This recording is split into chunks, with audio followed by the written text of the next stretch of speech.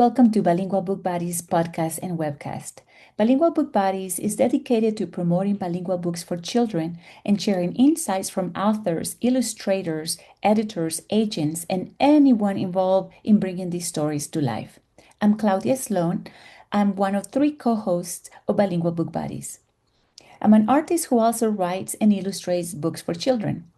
I'll write from my own experiences and adventures, and I include themes of wellness, Latinx culture, modern fairy tales, STEAM, and sports. In fact, my latest picture book is a sports picture book, and it is a dream come true because it was a collaboration with my favorite NBA and WNBA professional basketball teams, the Phoenix Suns and the Phoenix Mercury. And it's bilingual. And now let's welcome my co-hosts, Silvia Lopez and Alicia Salazar.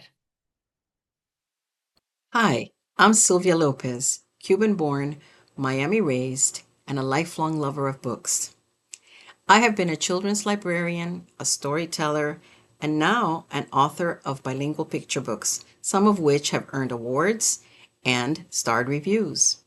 I'm very excited to be part of the Bilingual Book Buddies project, in which we spotlight bilingual books and the amazing people who create them. Hi, I'm Alicia Salazar, children's book author and former teacher. I've written bilingual and English language books for young readers, including the Camilla the Star series, Trolls, Loch Ness Monster, and Cascarones, An Easter Surprise. I'm passionate about stories that celebrate culture, spark imagination, and encourage kids to express themselves, especially in more than one language. And now I have the great pleasure of introducing our guest for today. Olivia Sua is an illustrator living in the Snoqualmie, correct?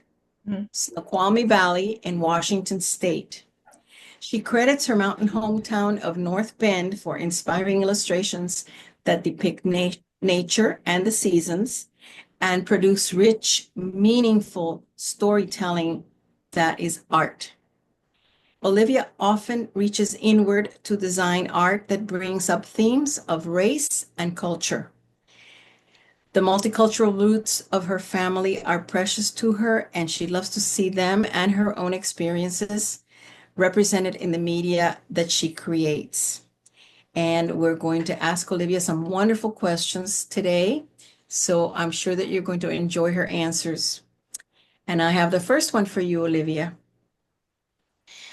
You've illustrated several bilingual books now. What first drew you to children's book illustration in general, and how did your journey begin?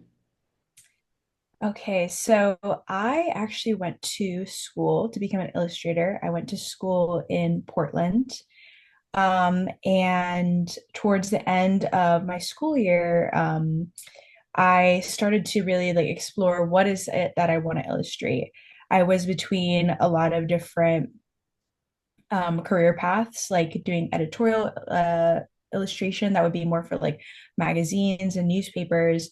But I really was drawn to children's books because of the element of the story. I love drawing people and just telling kind of my own stories through illustration. And so I decided that that's a route that I wanted to go. And I started to reach out to some different agents in my last year of school. And then I signed with my now agent, Taylor Martindale Keene. And yeah, that summer I started working on children's books. The first one being Water Day by Margarita Engle.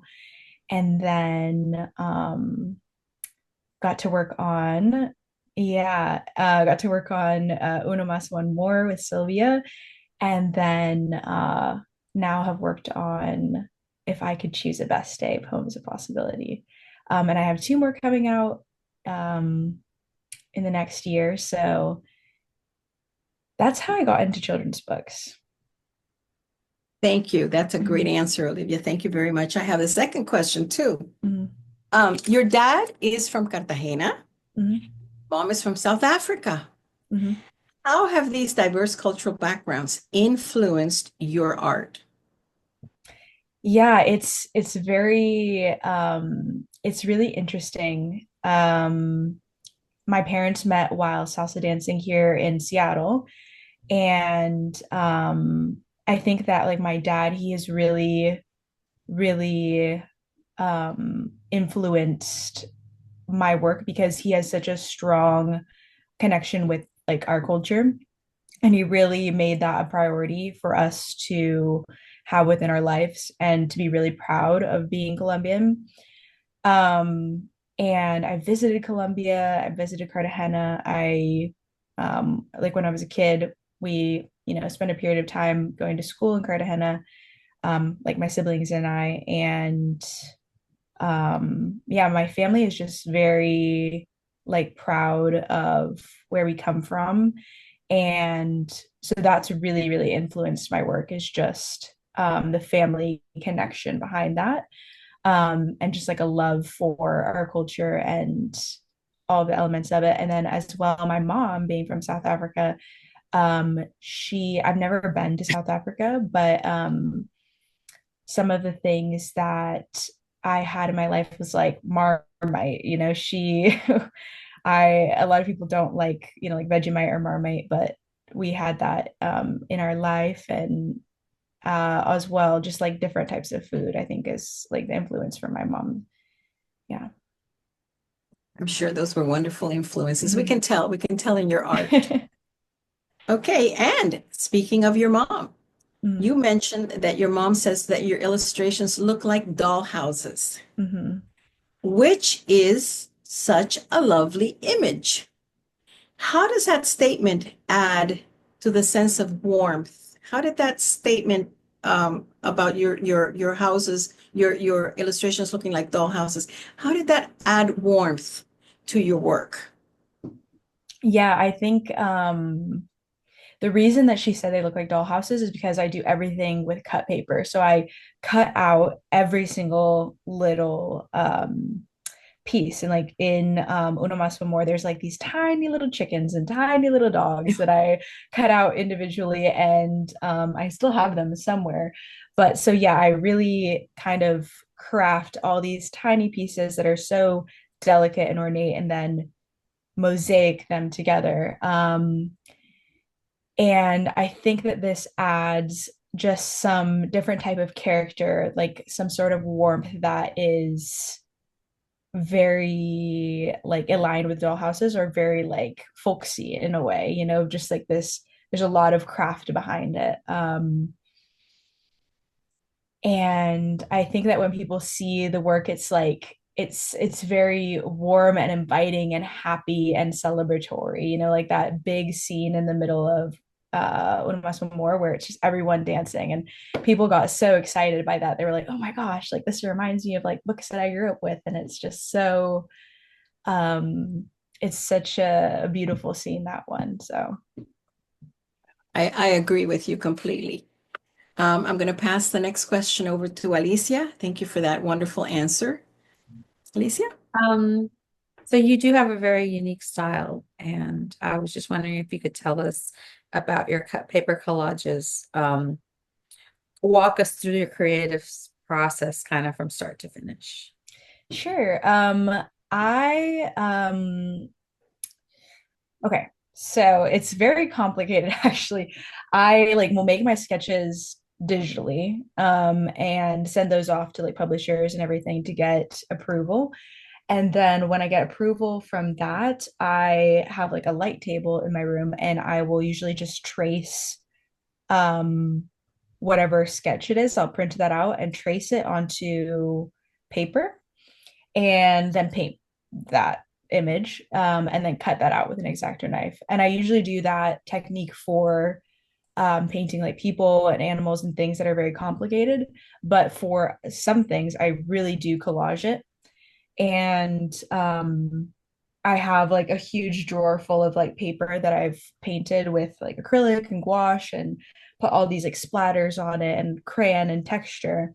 And then I will just assemble an image from that cut paper. So that's like what I'll do for a lot of the backgrounds and like floral elements is you'll see all of that cut paper with a lot of texture on it. And yeah, yeah. I'm very That's impressed. Like I couldn't do that. Me too. in a million years. Me too. It's But very much a labor of love. Yes.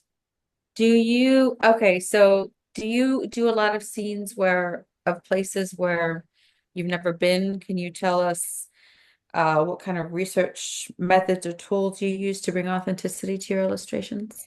Sure. I think like for the first book I ever worked on, which was Water Day, that was really challenging because I have never visited Cuba and I have also lived in an environment that is very different to the tropical environment of Cuba.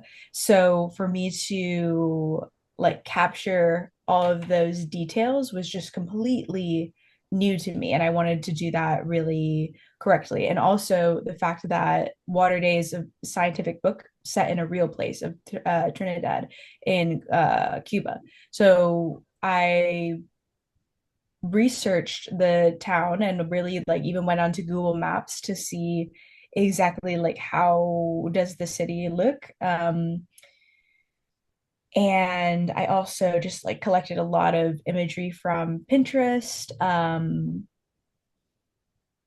And that inspired how I came up with the characters, came up with the environment for everything.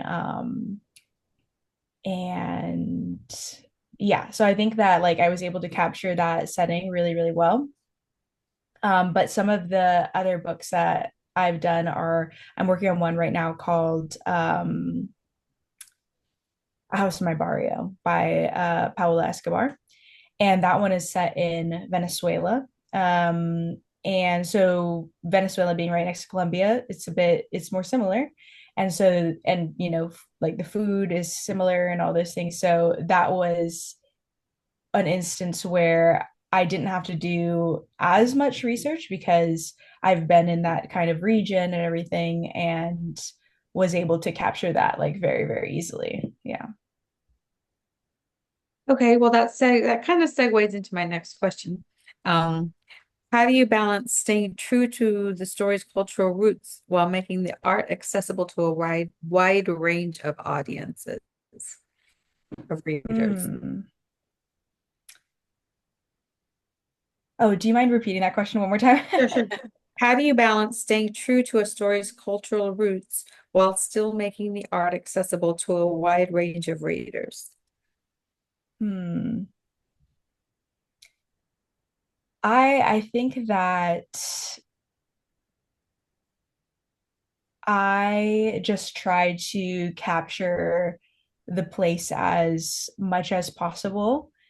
And I think that people are really drawn to these stories in general, like of all walks of life. People are really interested in different cultures. And so I think that, like, especially them being bilingual and having like, usually there's the glossary in the end.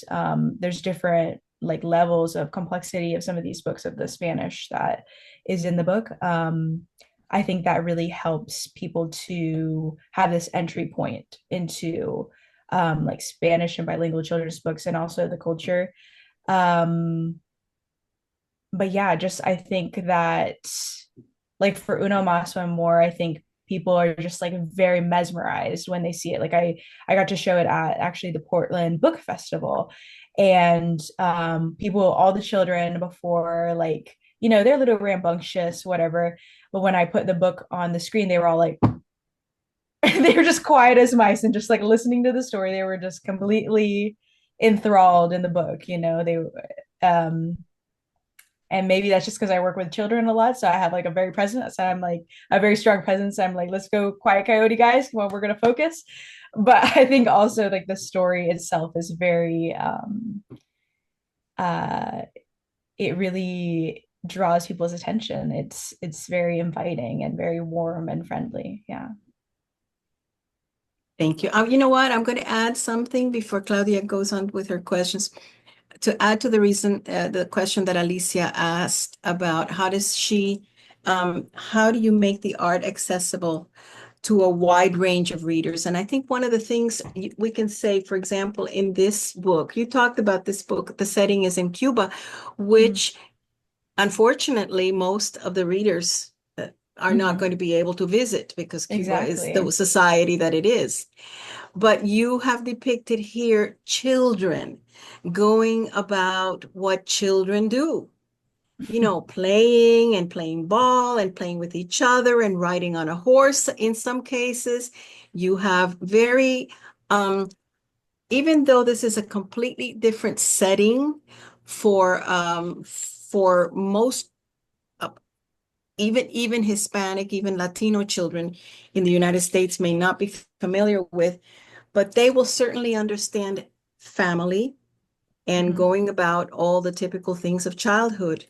And you can do the backgrounds and do all kinds of things, but you can make it relatable by having little kids in your illustrations that everybody can relate to, and especially our young readers, because after all, that's who we write for.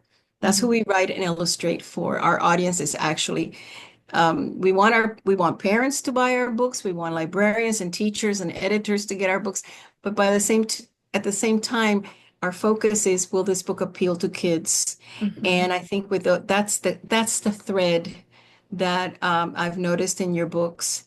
I know I saw it in mine here in Uno Mas. It was fantastic. I'm blown away by that book, and I'm just so pleased that you were chosen to be the illustrator, because it could not have been illustrated any differently than it was and made any better. It's perfect. Oh, thank you. Okay. Okay, I'm going to turn it over to Claudia. Well, and since we're talking about uno más, one more, we know from a little bird that it was selected for the Society of Illustrators Original Art Show. So congratulations. Thank you. What did that recognition mean to you personally and professionally? Yeah, that was a very big moment for me because I never got any of my artwork shown in the Society of Illustrators before, not as a student or up until this point. So to like get that recognition for a book that I'm so proud of, that I think like really speaks to the work that I want to create. When I wrote like this little summary of when I got my agent, I said I want to work on stories that have like a lot of people, that have artisans and craftspeople in them, and Latin stories, and just like this vibrancy. And that's exactly what Uno Más One More is. There's people weaving and making plates, and I was like, oh, this is like such a wonderful story to be, the one that I got selected for. Yeah, that showed in New York, which is a very big deal. The first time like my art was ever in a gallery in New York, and I got to go, and I visited my cousin, and then who lives in Brooklyn. And then we went to the show together, and we saw the work hanging there, got to see just so many other brilliant illustrators who I really admire their work as well. And that was just such a special moment. Like, I've been working on becoming a professional illustrator for since I was probably 16 years old. And so to like make it to that point was just so wonderful. Full circle moment. How exciting. Well, congratulations again. That is big. But also, we know that you've been leading arts and crafts programming in libraries. What are some of your favorite interactions that you've had with some of those kids in those events? Oh my goodness, there's just the sweetest kids. I've done a lot of cut paper work with them. And kids will make me like little things out of cut paper. This little girl, she made a heart with a smiley face in it out of glitter glue, and she gave it to me. It was the sweetest thing in the world. I've gotten the opportunity to go to like some schools, elementary schools, and do assemblies. And the little girls made me like these sticky notes that said like, wow, I'm your biggest fan, like all these things.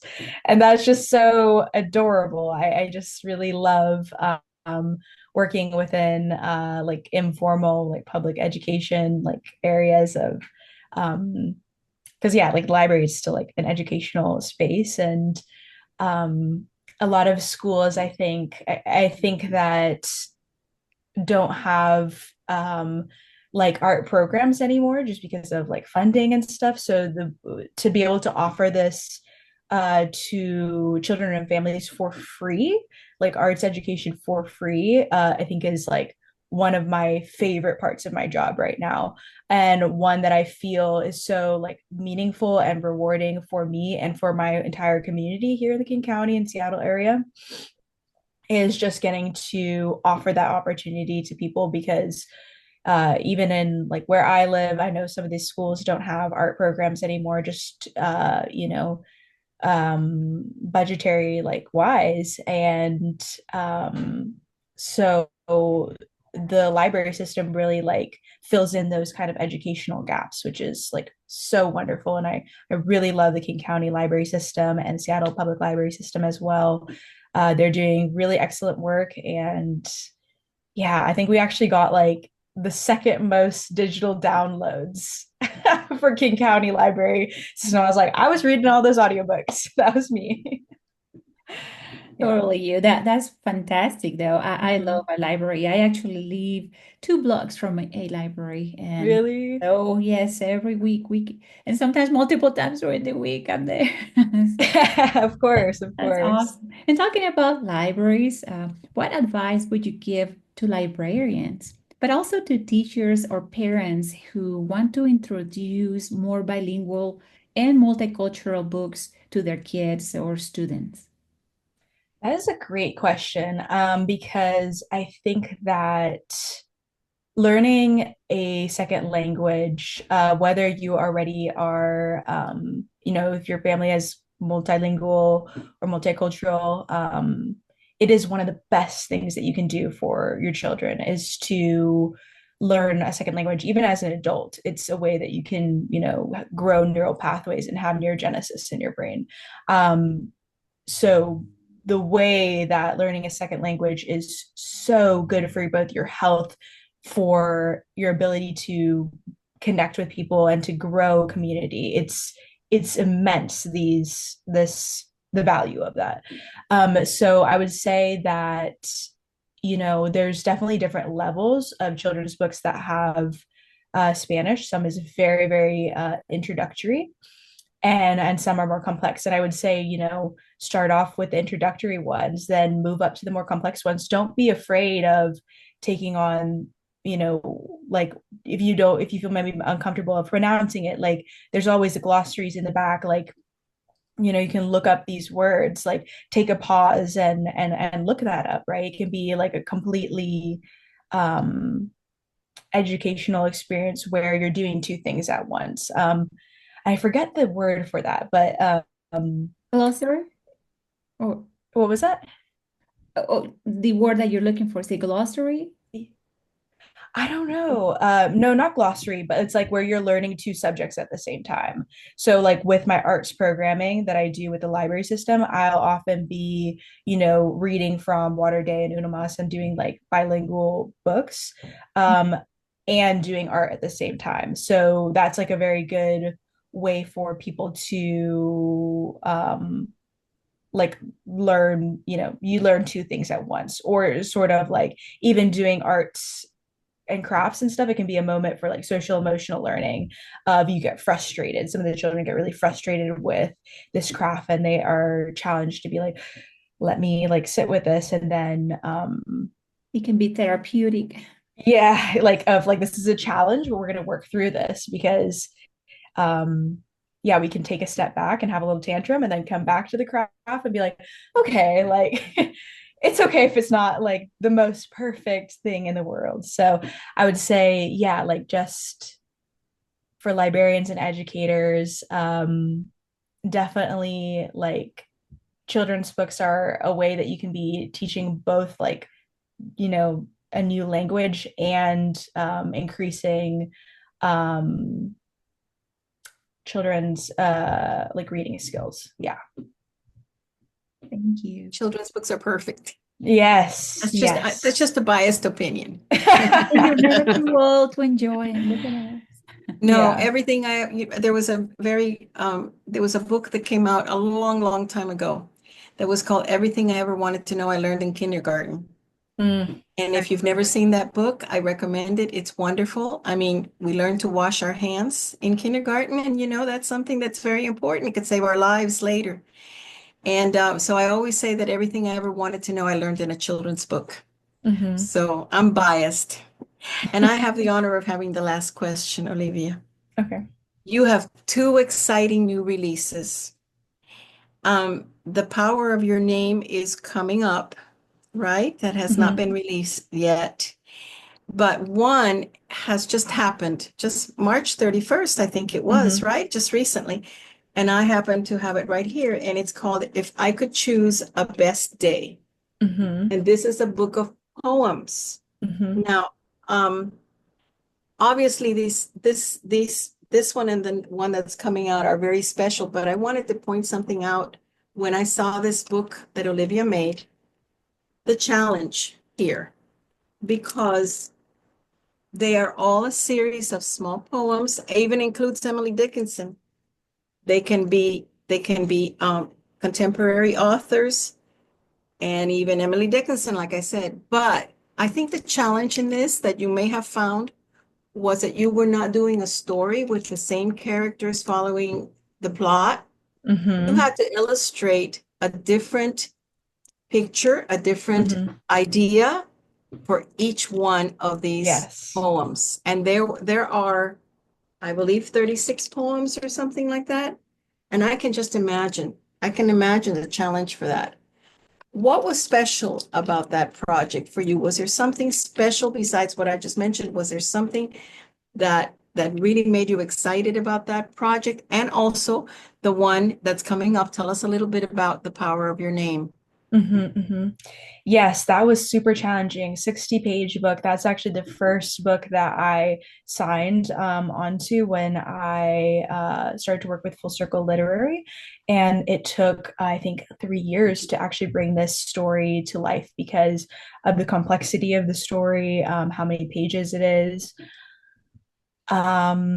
So yes, I think what is so special about that book is just like the wide range of sceneries that I've done. It really challenged me as an illustrator to do things that I'm more used to, like Pacific Northwest scenes, do tropical scenes, do desert scenes, and indoor, outdoor, everything. I tried to create a through line throughout this book of having nature in every single page, that kind of can connect all of these different stories. And the theme of the book is if, the possibilities of life and what it can offer you, and that's such a theme in childhood of imagination and creating. So yeah, that was such a wonderful book to work on. And then The Power of Your Name, every single book is this just really unique challenge. I think, like starting with Water Day being this very research intensive book to get the scene right, um, dealing also with very STEM themes of environmentalism, to Una Mas One More, complexity of just keeping all of these 30 different characters correct all the details at all the same time, another like a challenge. And then 60-page book of all different things. Power of Your Name, I actually did all the typography for the call out words because it's an alphabet book. So if you get to look at the art, and the preview of the book, because I know it's not out yet, but like I did alive as like alive and then beat and then celebration. So it's ABC. So alive is made out of leaves, and then beat is beat on the drum. So the letters look more like music notes, and then celebration is just like bold and like, so that's a really, I'm so excited for that book as well because it really pushed me out of my comfort zone in terms of color palette also. Sometimes I really like to stay within like the blues and kind of earthy colors that are more typical of Pacific Northwest. We have like a lot of greens and blues, and I can really stay in that. But this time I really challenged myself to use a lot of pinks and purples that we also get. And I got to put my favorite flower in Alive, that spread. It's the fireweed. And fireweed actually has a really beautiful story, which is every time there's like a wildfire, right? Fireweed is always the first flower to come back to the land. It's the most resilient flower that just always like comes out of the burnt ground. So I don't know. I just always throw in some very like meaningful things to every single book. And maybe people don't, know that about fireweed or anything like that, but I always just try to incorporate those things. And then House in My Barrio, very beautiful book. I'm super excited. I'm working on that right now, almost finished up with it, and it's really gorgeous, and I'm so happy about it. Yeah. Can you share with us the authors of those two books? Yes, House in My Barrio is by Paola Escobar, and Oh, that's then, right. or is it Paola Santos? I might be incorrect. Oh my I goodness. think it's Paola Santos. Yeah, Yes. you're right. Paola Santos. Paola Escobar is an Yeah. illustrator. Yeah, My she bad. illustrated those. You're right. Yeah. My bad. And then the other one is by Jyoti Rajangopal, is the one who wrote The Power of My Name. Yeah. Wow. Mhm. Wonderful. So you're getting an opportunity to work with such great authors. These are all very respected authors. But maybe we'll have them here in our show, right, ladies? Right, Yeah. Alicia and Claudia? Yeah, I hope so. Definitely. Okay. So are we ready for our rapid fire questions now? We have a little round at the end of every one of our podcasts in which we ask our guest to answer these questions very quickly. First thing that comes to your mind. Okay, so we'll start with Claudia, who has the first question for you. So, what's one fact about you that even your biggest fans might not know? I have a crazy story that I haven't talked about because it's really crazy. But last year in January, I was riding my bike through my neighborhood, and I was so excited to start my little trip that I was going as fast as possible, and I passed by this van that was on my left, and I couldn't see anything past the van. What happened to be on the other side of the van was a deer who was also running full speed, and we actually collided, and this deer hit me on my bike. So instead of the traditional story of I hit a deer with my car, no, the deer actually hit me when I was on my bike. So that's a crazy story that I haven't really shared a lot of online. And it's That's a quite good story. unusual too. Wow. Yes, it's very unusual. That's right. Yes. Where is the the deer danger. police when you need it? That's Well, right. I know, and he injured me, or she injured me, so like I couldn't get any insurance off of him, but my dad said I nobody have was to hurt. I know, but my dad said you have to buy the lotto now because you're That's so right. lucky. That's right. You got lucky. Yeah, well, they're massive animals. Even with a Yes. car, Yeah. they can produce a great amount of damage and a bad accident with a machine. So imagine Mhm. with a bicycle. I can't even imagine. Yeah. Okay, I have Did the it have second horns? question. Hmm? What? I said, did it have horns? Like, Well, was it? so it That was could have been after. dangerous. Oh, yes, it was a deer, luckily, and then also it was during the winter, so they have their the They rut shed. during the spring, or sorry, during the fall, so they will lose them then. Yeah. Yeah. Good. That That would was have been good. Okay, worse. Sylvia. What was that? What? Oh, what did you say? Okay, Sylvia. Oh, Oh, okay. okay. It's all yours. All mine. Okay, this is the second question. If others were to describe you in 1, 2, or 3 words, what would those words be? Um, okay, I would say definitely creative. Gotta be creative. And then kind and maybe compassionate. Yeah. Yeah. That's the 3 That sounds words. about right from what we've heard. Very much. Alicia? Yeah. And the last question, rapid fire question. What book or books have had the most impact on your life? Huh. What books? Hmm.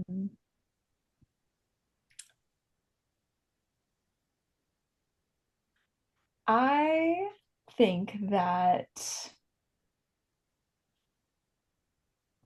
the books that have had the most, it's a hard one. There's so many books that I just absolutely love and adore. But I have a lot of children's books that I always come back to. One's like Sunbread. I don't know if you've heard of like Sunbread. There's also one by about Frida Kahlo that I really love, which is a bit of an older book. There's this book about a mouse and a pumpkin. I think it's called like The World's Biggest Pumpkin or something like that. These are books from when I was a little kindergartner that have really just stuck with me as so warm and sweet and magical that I actually have kept these like very like they're paperbacks. I've had them forever. So I think those are the ones that really just continue to inspire me, their concepts. Yeah. Well, like I said, a good children's book is a good book. Mm-hmm. And it's very hard for the people who are listening, it's very, very hard to write for children, much harder than people think, to write and to illustrate. In terms of writing, um, someone who writes for an adult audience, for grown-ups, a novel or nonfiction, they can go to town with long sentences and many, many pages and say everything they want to say. But for authors and then their illustrators, because the illustrator is very definitely a part of the story in picture books, especially, of course. But even we have graphic novels now, we have illustrated chapter books for middle grades, and the writing in the books for young people have to be, it has to be so precise and so to the point without a surplus of words that it makes us rewrite and rewrite and rewrite. And I'm sure for the illustrators, redo and redo. So, Have you ever heard the quote by Madeline L'Engle that says, if a book is too difficult for grown-ups, then write it for children? That's one of I love it. I love I that love quote. That's great. Yeah. Madeline L'Engle. Very good. Okay. Claudia, would you like to wrap it up? Yes, well, this brings us to the end of our wonderful episode. Thank you so much, Olivia, for being with us today and sharing your experiences and putting back your slide because that way our listeners and viewers can see your website and your social media.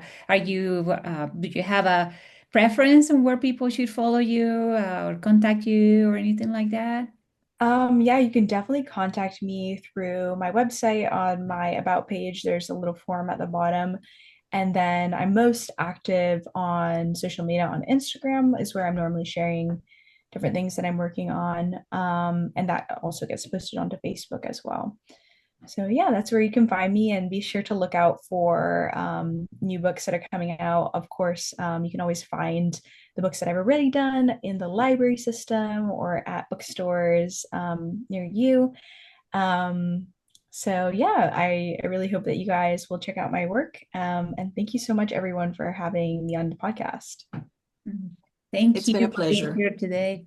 Mhm. Thank you. Yes. Thank you. Well, And there and we are. this is the end of our episode today. Thank you to our listeners and thank you, our co-hosts. Everybody have a great day. Thank you. Bye.